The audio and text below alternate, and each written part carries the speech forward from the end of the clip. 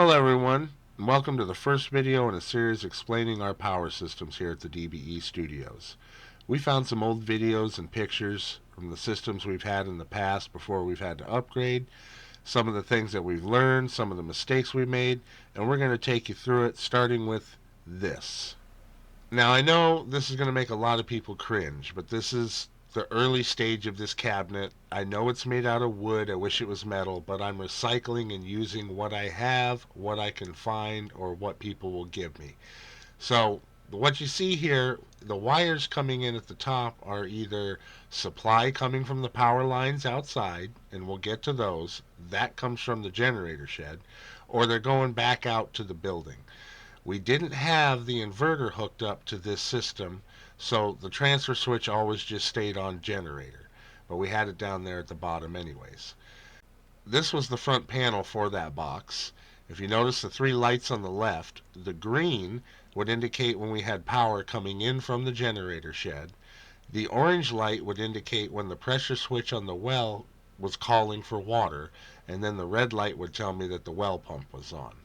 I salvaged that converter out of an old RV and used it to power the lighting and charge the large batteries, which turned out to be a bit of a mistake. I didn't know it at the time, but it was putting out higher voltage, about 18 volts, and it was causing my batteries to really overcharge. I didn't have a actual charger in between there. It was just that converter. So that was one mistake this panel had.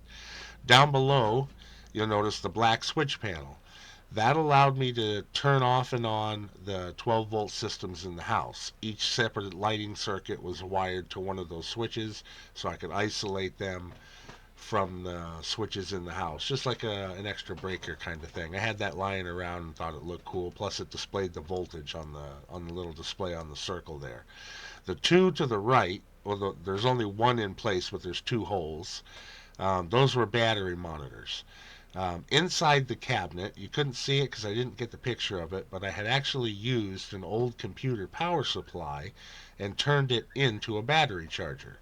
So we had a 12 volt battery supply power, and you can see the little ferrules on the bottom left there were two grounds on the bottom, 3 volt, 5 volt, and 12 volt power in case I wanted to run an Arduino or something else or whatever. I had the stuff, I was playing with it.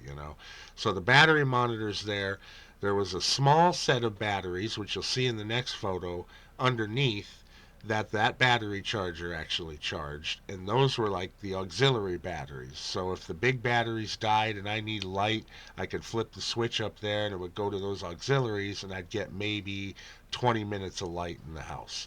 And that's what the two battery monitors on the right were for. One was for the upper battery, or the large batteries, and the other was for the small battery backup. So you could always tell the voltage level on both. You notice down in the bottom there are the 2 volt meter, or the load meters that came with the transfer switch. I mounted them in there, and then you'll see in the next photo where I bolted the two together right above it.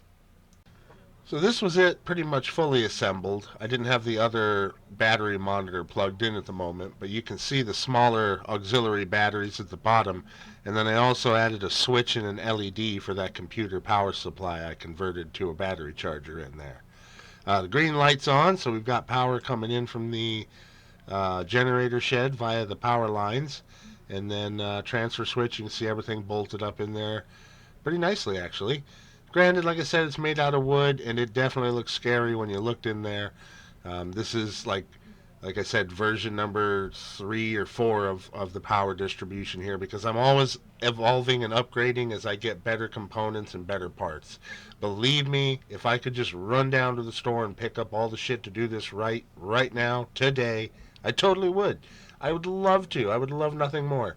But this is what we got to work with, so this is what we did, and it worked for about 2.5 years. This system did. So I wish I had more photos of the inside of it. It was a complicated, ugly mess, but I did have a distribution board built in the back there with um, uh, terminal lugs and some blocks to bring all the grounds and all the neutrals and stuff together, the 12 volt.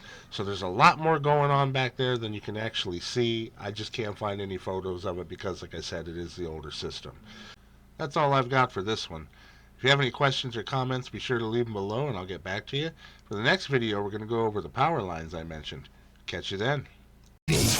Listener discretion is advised.